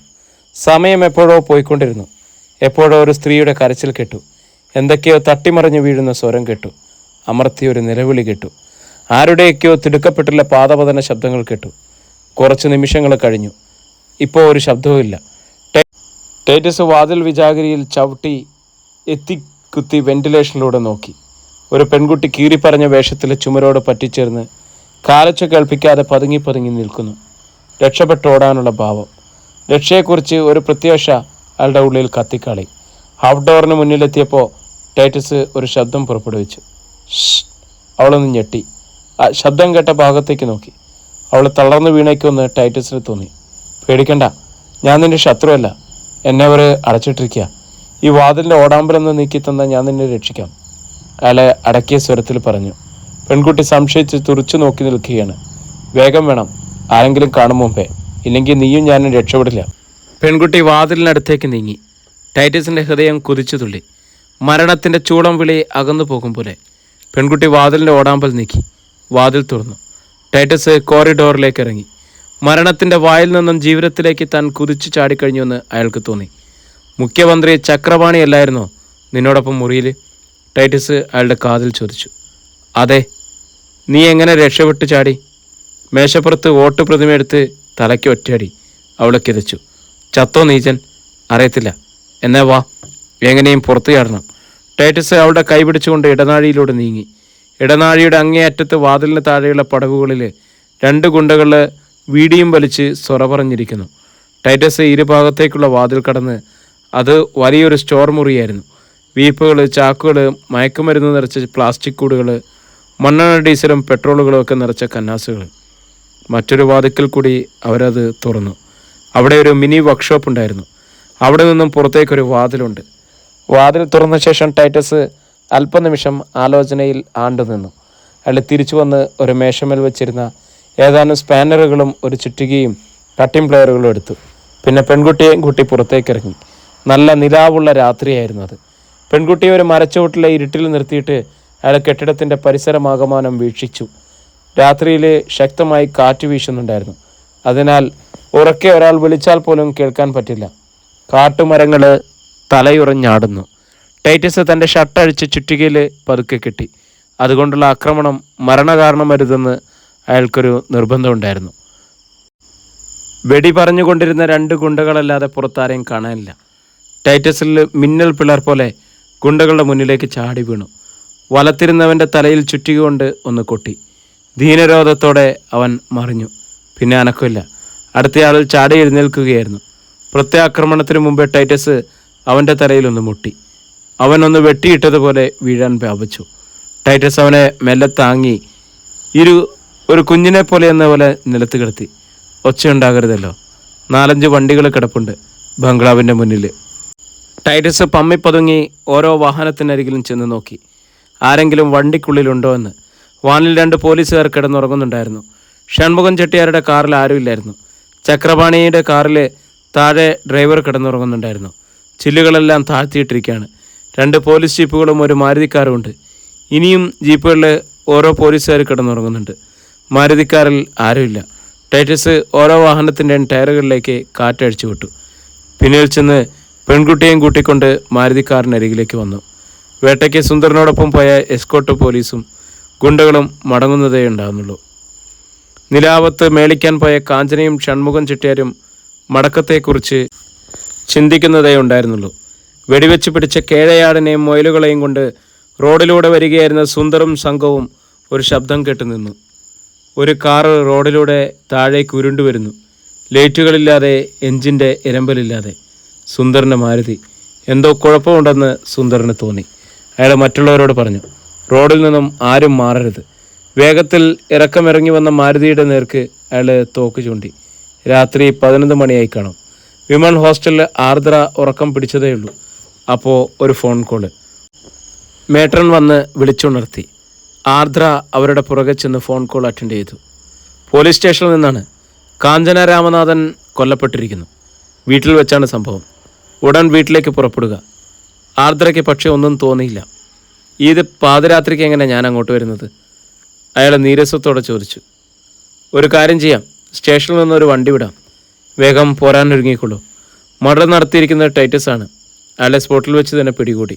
അബദ്ധം സംഭവിച്ചതാണെന്ന് അയാൾ പറയുന്നു. ആർദ്ര ഞെട്ടി. ഞാനിപ്പോൾ റെഡിയാകാം. റിസീവർ വെച്ചിട്ട് അയാൾ മേട്ടറിനോട് വിവരം പറഞ്ഞു. വേഗം മുറിയിൽ ചെന്നൊരുങ്ങി. തിരികെ അവൾ സന്ദർശക മുറിയിൽ വന്നപ്പോഴാണ് പോലീസ് ജീപ്പും എത്തിക്കഴിഞ്ഞിരിക്കുന്നു. നിങ്ങൾ ചെന്ന് കൂട്ടിക്കൊണ്ടുവാ. എന്നെ അവളെ കാണണ്ട. സംശയിച്ചെങ്കിലോ? SP നമ്പ്യാർ ഉത്തരവിട്ടു. പോലീസുകാർ ഗേറ്റ് കടന്ന് സന്ദർശക മുറിയിലേക്ക് കയറി ചെന്നു. ആർദ്ര അവിടെ നിൽപ്പുണ്ട്. പോവുകയല്ലേ? പോലീസിലൊരാൾ ചോദിച്ചു. ഐ ആം റെഡി, അവൾ അക്ഷമയോടെ പറഞ്ഞു. അധ്യായം 27. ടൈറ്റസ് നോക്കുമ്പോൾ നിലാവത്ത് പ്രേതരൂപികളെപ്പോലെ കുറച്ചുപേര് നിരന്നു നിൽക്കുകയാണ്. നല്ലതുപോലെ അടുത്തതിന് ശേഷം അവരിലൊരാൾ സുന്ദറാണെന്നും സുന്ദർ കാറിന് നേർക്ക് റൈഫിൾ ചൂണ്ടിപ്പിടിച്ചിരിക്കുകയാണെന്നും ടൈറ്റസ് കണ്ടു. സീറ്റിലേക്ക് കമഴ്ന്നു കിടന്നു. ടൈറ്റസ് പെൺകുട്ടിയോട് പറഞ്ഞു. അവർ സീറ്റിലേക്ക് കുനിഞ്ഞതും വെടിപൊട്ടിയതും ഒരുമിച്ചായിരുന്നു. ഒരു വശത്തെ ഗ്ലാസ്സിലൂടെ ദൂരമിട്ട് കടന്നുപോയ വെടിയുണ്ട പിന്നിലെ ഗ്ലാസ്സിൽ ചിതറിത്തെറിച്ചു. മുന്നിലെ വിൻഡോ ഗ്ലാസ് ചിലന്തി വല കണക്കെ വെടിഞ്ഞു കീറിയിരിക്കുന്നു. ടൈറ്റസ് ബ്രേക്ക് ചവിട്ടാനൊന്നും മെനക്കെട്ടില്ല. കാറ് തങ്ങളുടെ മീതെ കയറിപ്പോകുമെന്ന് കണ്ടപ്പോൾ സുന്ദർ ഉൾപ്പെടെയുള്ളവർ എല്ലാ വശങ്ങളിലേക്കും ചിതറി. ആരൊക്കെയോ കൂട്ടിയിടിച്ചു വീണു. എസ്കോട്ടിന് നിയോഗിക്കപ്പെട്ടിരുന്ന ചില പോലീസുകാരുടെ കാലിന് മീതെയും ചക്രങ്ങൾ കയറി ഇറങ്ങിപ്പോയി. പിന്നിൽ കേട്ട ധീനമായ നിലവിളികൾക്കൊന്നും ടൈറ്റസ് വില കൊടുത്തതേയില്ല. ഇറക്കം തീരുവോളം മൈലുകളോളം ടൈറ്റസ് നിശബ്ദമായി വണ്ടി ഓടിച്ചുപോയി. പുഴയോരത്ത് ഇറക്കത്തിൽ അന്ത്യത്തോടടുത്ത് വണ്ടി നിർത്തിയിട്ട് അയാൾ ബോണറ്റ് പൊക്കി. ബോണറ്റിനുള്ളിൽ ചില സൂത്രപ്പണികൾ നടത്തിയിട്ട് അയാൾ വീണ്ടും കാറ് താഴേക്കുരുട്ടി. ഇടയ്ക്ക് ഗിയറിലിട്ടപ്പോൾ കാറ് സ്റ്റാർട്ടായി. കട്ടറുകളിൽ ചാടുമ്പോൾ വെടിഞ്ഞു കീറിയ ചില്ലുകൾ കഷ്ണങ്ങൾ ഒന്നൊന്നായി കാറിനകത്തേക്ക് പൊഴിഞ്ഞു വീണുകൊണ്ടിരുന്നു. ഒരു ടെലിഫോൺ പോസ്റ്റിന് ചൂട്ടിൽ കാറ് നിർത്തിയിട്ട് ടൈറ്റസ് ഇറങ്ങി. കട്ടിംഗ് പ്ലെയറുമായിട്ട് അയാൾ പോസ്റ്റിൽ വലിഞ്ഞു കയറി. ടെലിഫോൺ കമ്പികൾ മുറിച്ചു വിട്ടു. ഇനി ഈ കാട്ടിനുള്ളിൽ ബംഗ്ലാവിൽ നിന്നും ആരും പുറം ലോകവുമായി ബന്ധപ്പെടുകയില്ലെന്ന് അയാൾ ഉറപ്പിച്ചു. കുറേ ദൂരം ചെന്ന് കണ്ടപ്പോൾ ട്രാൻസ്ഫോമറിനരികിൽ ടൈറ്റസ് കാറ് നിർത്തി. ടൈറ്റസ് ട്രാൻസ്ഫോമറിലെ പുറമെ കണ്ട എല്ലാ ഫീസുകളിലും അയാൾ ഊരിക്കളഞ്ഞു. വീണ്ടും കാറിൽ കയറി യാത്ര തുടർന്നു. ഏറ്റവും അടുത്ത ടൗണിൽ എത്തിയ ശേഷം ടൈറ്റസ് നേരെ ടെലിഫോൺ ബൂത്തിലേക്ക് കയറി. ആർദ്ര ഇറങ്ങുകയായിരുന്നു. അപ്പോഴാണ് മേട്രൻ പുറകിൽ നിന്നും വിളിച്ചു പറഞ്ഞത്. ആർദ്ര, നിനക്കൊരു കോള്. അത് അറ്റൻഡ് ചെയ്യണോ വേണ്ടയോ എന്ന് സംശയിച്ച് ആർദ്ര തെല്ലിട നിന്നു. അവൾ വല്ലാതെ ഭയപ്പെടുകയും വിളറുകയും ചെയ്തിരുന്നു. പെട്ടെന്ന് ആർദ്ര തിരിഞ്ഞ് കോണിപ്പടി ചുവട്ടിലേക്ക് നീങ്ങി. അവിടെയാണ് ടെലിഫോൺ സ്ഥാപിച്ചിരിക്കുന്നത്. റിസീവർ കാതോട് ചേർത്തതും ടൈറ്റസിൻ്റെ സ്വരം കാതിൽ വീണു. ആർദ്ര, അത് നീയല്ലേ? അതെ, ഞാൻ തന്നെയാ, അവൾ വെമ്പലോടെ പറഞ്ഞു. ഞാനാണിത് ടൈറ്റസ്. ഒരുപാട് അകലേന്ന് വിളിക്കുക. കൊല്ലാൻ അടച്ചിട്ടെടുത്തു നിന്നും വല്ല വിധേനയും രക്ഷപ്പെട്ട് ഓടി വരിക്കാൻ ഞാൻ. നീ കരുതിയിരുന്നു നിന്നെ ഇന്ന് രാത്രിയിൽ തട്ടിക്കൊണ്ടു പോകാനാണ് അവരുടെ പരിപാടി. സാർ, അമ്മയെ കൊലപ്പെടുത്തിയെന്ന് പറഞ്ഞ് ചിലർ വന്ന് എന്നെ കൂട്ടിക്കൊണ്ടുപോകാൻ നോക്കി നിൽക്കുകയായിരുന്നു. അപ്പോഴാണ് സാറിൻ്റെ കോള്. ആരുടെ കൂടെയും പോകരുത്, ഹോസ്റ്റലിൽ നിന്ന് ഇറങ്ങുകയും ചെയ്യരുത്. അവർ നിൻ്റെ കൊലയാളികളാണ്. പക്ഷേ ഇവർ പോലീസുകാരാണല്ലോ. ആരായാലും ആർദ്ര പിടികൊടുക്കരുത്. ഞാൻ 2-3 മണിക്കൂറിനുള്ളിൽ എത്തും. ആർദ്ര എന്തെങ്കിലും പറയും മുമ്പേ ലൈൻ ഡിസ്കണക്റ്റായി. ടെലിഫോണിൽ 2 കൈകൾ. ആർദ്ര തലതിരിച്ചു നോക്കി. ഇടതും വലതും 2 പോലീസ് ഉദ്യോഗസ്ഥന്മാർ. കഴിഞ്ഞില്ലടി, പോകാം. പോലീസുകാർ അവളുടെ കയ്യിൽ പിടിച്ചു. ആർദ്ര ഞെട്ടിപ്പോയി. കാലുകൾ കുഴയുകയാണെന്ന് തോന്നി. പോലീസ് അവളുടെ 2 കൈയിലും പിടിച്ച് മുൻവശത്തേക്ക് നടത്തി. ജീപ്പിനടുത്തെത്തിയതും അവൾ സർവ്വശക്തിയെടുത്ത് കൈ കുതിർച്ചു. പിന്നെ തിരിഞ്ഞോടി. പോലീസ് അവളുടെ പിന്നാലെ പാഞ്ഞു. വാതിലടയ്ക്കാൻ ഭാവിക്കായിരുന്ന മേട്രൻ ആർദ്ര പാതിയടഞ്ഞ വാതിൽ കൈകൊണ്ട് ശരീരം കൊണ്ടും ആയത്തിലിടിച്ചു തുറന്നു. വേച്ച് വീഴാൻ പോയ അവൾ സ്റ്റെയർ കേസിലെടുത്ത് കൈവരിയിൽ ചെന്ന് പിടിച്ച് ബാലൻസ് വീണ്ടെടുത്തു. അന്താളിച്ചു നിന്ന മോട്ടറിനെ തള്ളി വീഴ്ത്തിക്കൊണ്ട് പോലീസ് പുറകെ ഓടി. ആർദ്ര പടികൾ ചാടിക്കയറി മുകളിലെത്തി. അത്യുച്ചത്തിൽ നിലവിളിച്ചുകൊണ്ട് മുന്നിൽ കണ്ട ഓരോ വാതിലിലും ആഞ്ഞിടിച്ചുകൊണ്ട് ഇടനാഴിയിലൂടെ അവൾ പാഞ്ഞു. ഹെൽപ്പ് മീ, ഹെൽപ്പ് മീ, അവരെന്നെ കൊല്ലും. അവളുടെ ശബ്ദം 2ാം നിലയിലെ ഇടനാഴികളിൽ മുഴങ്ങി. മുറികളിൽ ഉറങ്ങിക്കിടന്നവർ പലരും ഉണർന്നു. ആർദ്ര പിടികൊടുക്കാതെ ഓടിക്കൊണ്ടേയിരുന്നു. മുറികളിലെല്ലാം ലൈറ്റ് തെളിഞ്ഞു. കൊല്ലുന്നേ എന്ന നിലവിളി ഓരോ മുറിയുടെ മുന്നിലൂടെയും പാഞ്ഞു പോവുകയായിരുന്നു. വാതിലിടിക്കുന്ന ശബ്ദവും. നില്ലടി രാഷമോളെ, നിൽക്കാൻ. നിലവിളിക്കും പോലെ പിന്നിൽ പുരുഷൻ്റെ അട്ടഹാസം. ചില പെൺകുട്ടികൾ പേടിച്ച് നിലവിളിച്ചു പോയി. ഇതിനിടയിൽ ആർദ്ര ഒരു മുറിയിൽ കയറി വാതിലടച്ച് തഴുതിട്ടു. ആരും താമസമില്ലാത്ത മുറിയായിരുന്നു അത്. പോലീസ് അതിൻ്റെ വാതിൽ ചവിട്ടിപ്പൊളിക്കാൻ ശ്രമിക്കുന്നതിനിടയിൽ ആർദ്ര അകത്ത് അലറിക്കരഞ്ഞുകൊണ്ടിരുന്നു. തൊട്ടടുത്ത മുറികളിലും കൂട്ടക്കരച്ചിൽ മുഴങ്ങി. ഇതിനിടെ മേട്രൻ മുറികളിൽ നിന്നും പോലീസിനെ തടയാൻ ശ്രമിച്ചു. അവർക്ക് പോലീസിൻ്റെ മർദ്ദനം ഏൽക്കേണ്ടി വന്നു. അവരുടനെ താഴെ വന്നു. മുറികളിലുള്ളവരെയെല്ലാം വിളിച്ച് പുറത്തേക്കിറങ്ങി. അവരെയും കൂട്ടി പോലീസിനെ തടയാൻ ചെന്നു. ആകെ ബഹളമായി. പോലീസ് വാതിൽ ചവിട്ടിപ്പൊളിച്ച് ആർദ്രയും കൊണ്ട് താഴേക്ക് വരുമ്പോഴേക്കും സംഗതി വഷളായി കഴിഞ്ഞിരിക്കുന്നു. ഹോസ്റ്റലിലെ അന്തേവാസികൾ പോലീസിനെ തടഞ്ഞു. കൂട്ടക്കരച്ചിലും ബഹളവും കെട്ട് സമീപവാസികളും ഉണർന്നു. ഹോസ്റ്റലിന് മുമ്പിൽ ആൾക്കൂട്ടമായി. ആളുകൾ പോലീസ് ജീപ്പ് വളയുന്ന ഘട്ടം വന്നപ്പോൾ സംഗതി കുഴപ്പമാണെന്ന് SP നമ്പ്യാർക്കും ബോധ്യമായി. അയാൾ ഉടൻ തന്നെ ആർദ്രയെ വിട്ടു മടങ്ങുവാൻ സഹപ്രവർത്തകർക്ക് നിർദ്ദേശം നൽകി. അവരുടനെ സ്ഥലം വിടുകയും ചെയ്തു. ഡോർബെല്ല് കെട്ട് കൊച്ചു വെളുപ്പാങ്കാലത്ത് വാതിൽ തുറന്ന ജനദേവൻ പരവശനായ ടൈറ്റസിനെയും കൂടെ ഒരു പെൺകുട്ടിയും കണ്ട് അന്തം വിട്ടു. എവിടെയായിരുന്നു നീ? നിന്നെ തിരയാത്ത സ്ഥലമില്ലല്ലോ. ലോക്കൽ പോലീസും നിന്റെ വീട്ടുകാരൊക്കെ പരക്കം പായുകയാണ്. എല്ലാം പറയാം.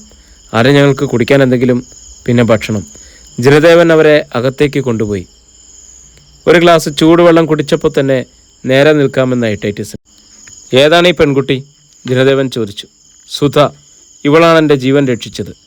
സുധ അവിടെ ഇരുന്ന് തന്നെ പോലീസ് പിടിച്ചത് മുതൽ താൻ രക്ഷപ്പെടുന്നത് വരെയുള്ള കഥകളെ ജനദേവനോട് വിവരിച്ചു. സുധ അവളുടെ കഥ പറയും മുമ്പ് ടൈറ്റസ് ചെറിയ ടേപ്പ് റെക്കോർഡർ ജനദേവനോട് ഗൂഢമായിട്ട് ചോദിച്ചു വാങ്ങി. സുധ കാണാതെ കൈവശം വെച്ചു. സുധ കരഞ്ഞും മേങ്ങലടിച്ചും തൻ്റെ കഥ വിവരിച്ചു. പീഡിഗിരി വിദ്യാർത്ഥിയാണ് സുധ. അവൾക്കൊരാളുമായിട്ട് പ്രേമമുണ്ട്. കൂടെ പഠിക്കുന്ന ഒരു പയ്യൻ. അവൻ സുധയെ സിനിമ കാണാൻ ക്ഷണിച്ചു. കുറേ വിസമ്മതം പറഞ്ഞിട്ടെങ്കിലും ഒടുവിൽ സുധ സമ്മതിച്ചു. ക്ലാസ് കട്ട് ചെയ്ത് അവർ സിനിമയ്ക്ക് പോയി. സിനിമ കഴിഞ്ഞ് നഗരത്തിലെ മുന്തിയ ഹോട്ടലിൽ കാപ്പി കുടി. ഇതിനിടെ പയ്യൻ ഹോട്ടലിലൊരു മുറിയെടുത്തു. അവളെ മുറിയിലേക്ക് കൂട്ടിക്കൊണ്ടു പോകാൻ ഒരുങ്ങിയപ്പോൾ അവൾ ചെറുത്തു. പയ്യൻ പെണ്ണിനെ പൊക്കിക്കൊണ്ടുവന്നാണെന്ന് മനസ്സിലായപ്പോൾ ചിലർ 2 പേരെയും ചോദ്യം ചെയ്തു. ഇതിനിടെ പയ്യൻ മുങ്ങി. പെൺകുട്ടി ആളുകളുടെ നടുവിൽ പകച്ചു കരഞ്ഞു. ഇതിനിടെ പോലീസ് എത്തി സുധയെ സ്റ്റേഷനിലേക്ക് കൊണ്ടുപോയി ചോദ്യം ചെയ്തു. അങ്ങനെയാണ് SP നമ്പ്യാരുടെ കണ്ണിൽ അവൾ പെട്ടുപോയത്. ഇതിനിടെ രാത്രി ആയി കഴിഞ്ഞിരിക്കുന്നു. നമ്പ്യാർ വീട്ടിലെത്തിക്കാമെന്ന വ്യാജനെ കാറിൽ കയറ്റി എവിടേക്കോ കൊണ്ടുപോയി. സുധയുടെ എതിർപ്പൊന്നും വിലപോയില്ല. വ്യഭിചാരക്കുറ്റത്തിന് അറസ്റ്റ് ചെയ്ത് വാർത്ത പത്രത്തിൽ കൊടുത്ത് സുധയെയും വീട്ടുകാരെയും നാറ്റിക്കുമെന്ന് അയാൾ ഭീഷണിപ്പെടുത്തി. കാട്ടിന് നടുവിലെ ബംഗ്ലാവിൽ പലരും അവളെ പങ്കിട്ടു. SP നമ്പ്യാർ, സുന്ദർ, ഷൺമുഖം, ചെട്ടിയാർ. ചക്രപാണിക്ക് പക്ഷെ ഒന്നും ചെയ്യാൻ കഴിയും മുമ്പേ അവൾ പ്രതികരിച്ചു. മരണമാണ് മുമ്പിലെന്ന് മനസ്സിലായതോടെയാണ് അവൾ പ്രത്യാക്രമണം നടത്തിയത്. ജനദേവൻ സ്തംഭിച്ചിരിക്കുകയാണ്. അവിശ്വസനീയമായ കഥകൾ.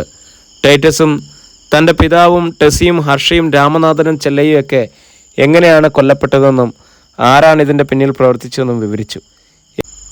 ഏറെ സമയത്തേക്ക് ജനദേവൻ ഒന്നും മിണ്ടിയില്ല. അയാളുടെ മുഖം മുറുകി വന്നു. കണ്ണുകളിൽ പൈശാചികത കളിയാടി. സർ, നമുക്കിതെല്ലാം തുറന്നെഴുതണം.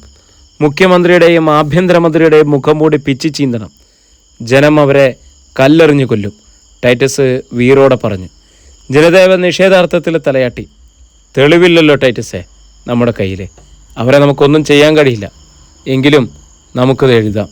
നാളെ അച്ചടിക്കുന്ന വീക്കിലിയിൽ തന്നെ വാർത്ത വരത്തക്ക വിധം വിശദമായ റിപ്പോർട്ട് തയ്യാറാക്കാം. ഇപ്പോൾ തന്നെ ഞാനും സുധയും തെളിവുകളല്ലേ സർ?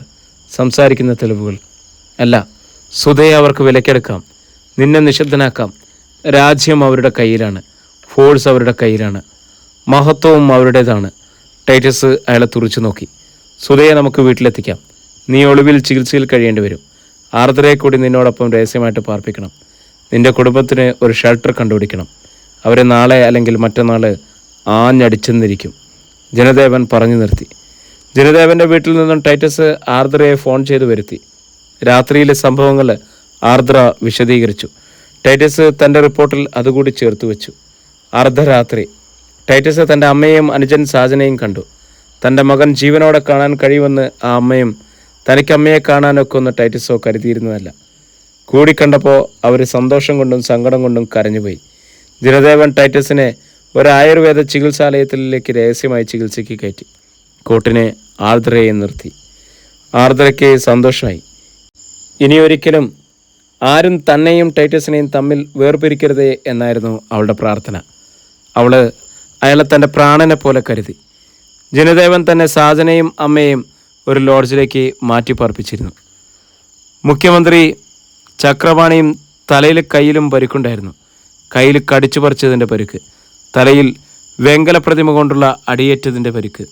രാത്രി മുഴുവൻ അവരവിടെ കുടുങ്ങിക്കിടന്നു.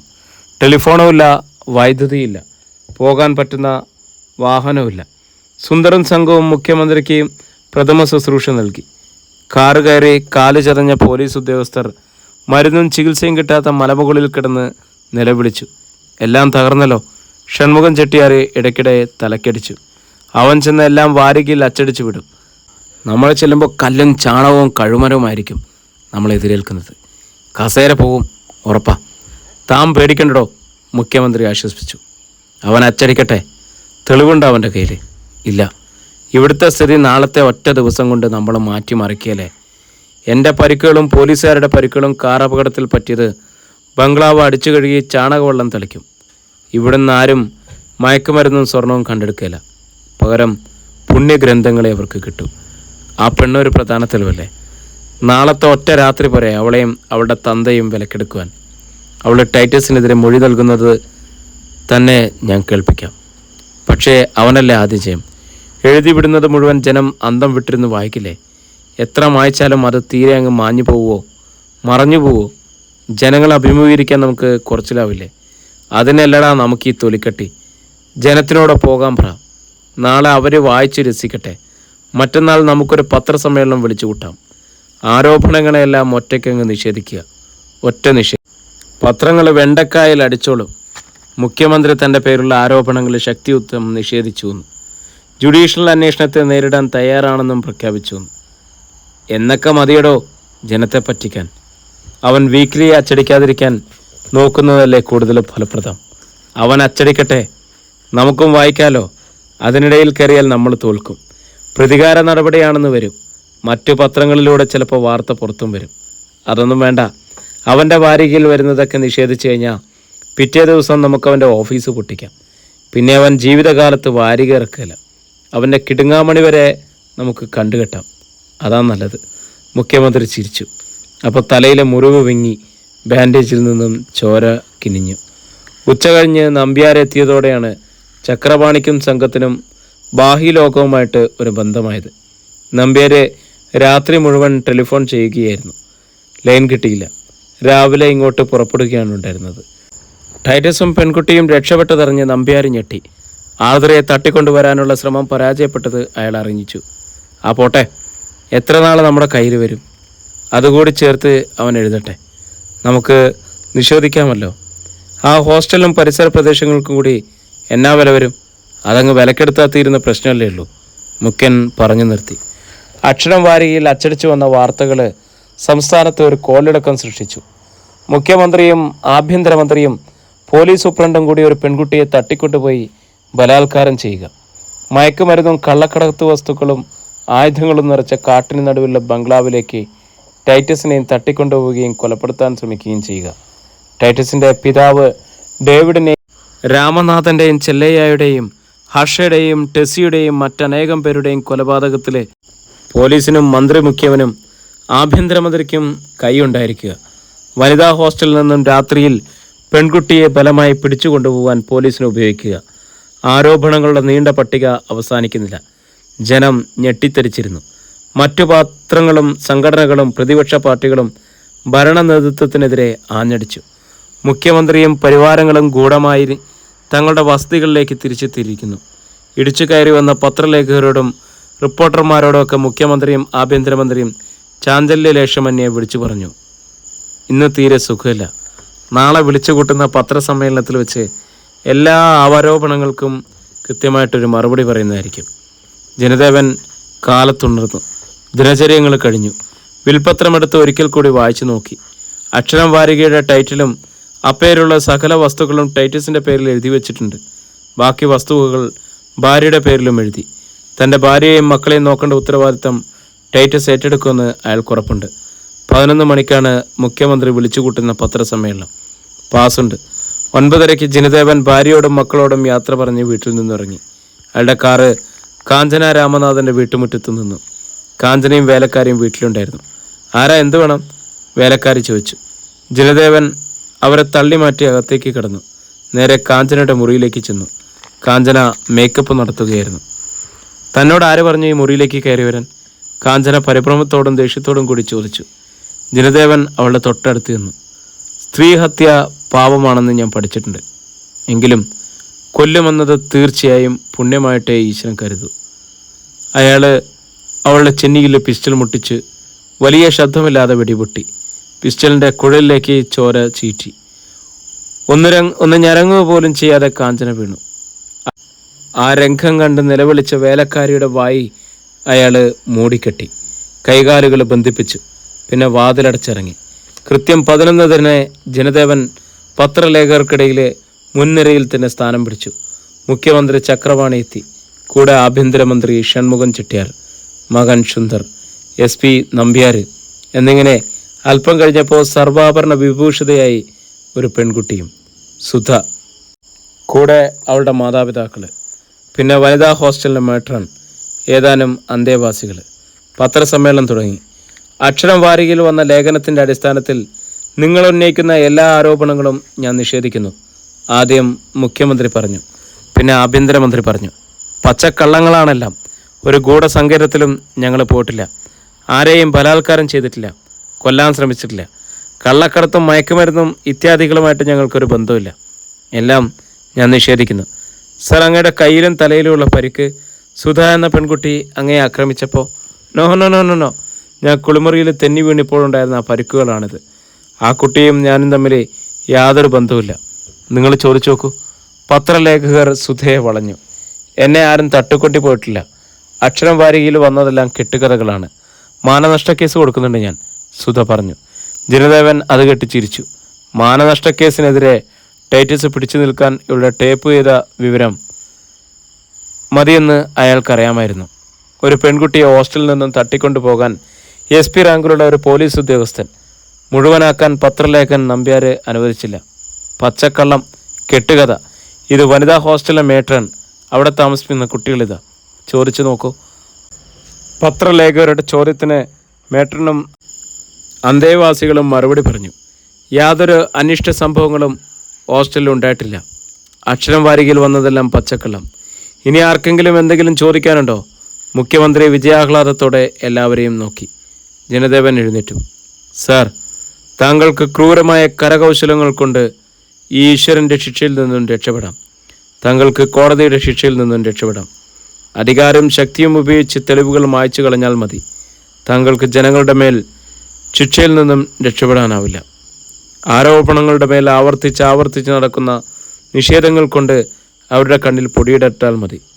ജനദേവനൊന്ന് നിർത്തി മുഖ്യമന്ത്രിയോടെ നോക്കി ഒന്ന് ചുണ്ടുകൊട്ടി. എന്നാൽ സാർ, സ്വന്തം ജീവനായിരുന്ന മകൾ നഷ്ടപ്പെട്ടു പോയ ഒരു അച്ഛൻ്റെ പ്രതികാരാഗ്നിയിൽ നിന്നും രക്ഷപ്പെടാൻ താങ്കൾക്ക് കഴിയോ? ഇല്ല. താങ്കളെ രക്ഷിക്കാൻ ഈശ്വരനോ കോടതിക്കോ ജനങ്ങൾക്കോ കഴിയോ? ഇല്ല. ആർക്കു കഴിയും? ജനദേവൻ കയ്യിലെ തോക്ക് മിന്നൽ പിണർ പോലെ പ്രത്യക്ഷപ്പെട്ടു. ചക്രവാണിക്ക് തലയൊന്ന് വെട്ടിക്കാൻ പോലും സമയം കിട്ടിയില്ല. 1, 2 ഹാളിൽ വെടിയച്ചു മുഴങ്ങി. കസേരയോടെ ചക്രവാണി പിന്നോട്ട് മറിഞ്ഞു. അടുത്ത ഊഴം ഷൺമുഖൻ ചെട്ടിയാരുടേതായിരുന്നു. 3, 4 ചോരയിൽ കുളിച്ച് മുഖം മേശമേലടിച്ചു വീണു. 5, 6 പിന്തിരിഞ്ഞോടുകയായിരുന്ന സുന്ദർ അടുത്ത വാതിലടിച്ച് പിന്നോട്ട് മറിഞ്ഞു. SP നമ്പ്യാർ സർവീസ് റിവോൾവർ എടുത്ത് ജനദേവനെ ഉന്നം വെച്ചു. വീണ്ടും വെടിയച്ച മുഴങ്ങി. ജനദേവന്റെ വെള്ളയുടുപ്പിൽ ചുവന്ന 2 വൃത്തങ്ങളുണ്ടായി. അത് ക്രമേണ വലുതായി വന്നു. ശേഷിച്ചവ ശക്തിയിൽ ഒറ്റക്കുറിപ്പിന് ജനദേവൻ നമ്പ്യാരെ കെട്ടിപ്പിടിച്ചു. തോക്കിനു വേണ്ടിയുള്ള പിടിവലിക്കൊടുവിൽ അതിൻ്റെ കുഴൽ തിരിഞ്ഞ് നമ്പ്യാരുടെ നെഞ്ചിൽ മുട്ടി. ജനദേവൻ കാഞ്ചിയിലമർന്നിരുന്ന നമ്പ്യാരുടെ വിഴൽ ഒന്ന് മുന്നോട്ട് തള്ളി. 1, 2, 3 മൂന്നാമത്തെ വെടിയുണ്ട നമ്പ്യാരുടെ ഉടൽ തുറന്ന് മറുപുറം വഴി ജനദേവന്റെ വയറ്റിലേക്ക് തെറിച്ചു വന്നു. 2 പേരും തമ്മിൽ പിടച്ച് വട്ടം കറങ്ങി. അതേ നിലയിൽ താഴെ വീണു. ഹാളിലെ മൊട്ടസൂചി വീണാൽ കേൾക്കാവുന്ന നിശബ്ദത. ശ്വാസമില്ല, അനക്കമില്ല ആർക്കും. പ്രവേശന കവാടത്തിൻ്റെ കമാനത്തിൽ വച്ചിരുന്ന ഒരു പ്രാവ് മെല്ലെ കുറുകി പറഞ്ഞു. അടുത്ത നിമിഷം നേരിയ ചിറകൊച്ചയോടെ പറന്ന് അത് പോവുകയും ചെയ്തു. പ്രിയരെ, റിപ്പോർട്ടർ എന്ന നോവൽ ഇവിടെ അവസാനിക്കുകയാണ്. നാളെ മുതൽ പുതിയൊരു നോവലുമായിട്ട് നമുക്ക് വീണ്ടും കണ്ടുമുട്ടാം. ഒത്തിരി സ്നേഹത്തോടെ നിങ്ങളുടെ സ്വന്തം ജാഷി വയനാട്.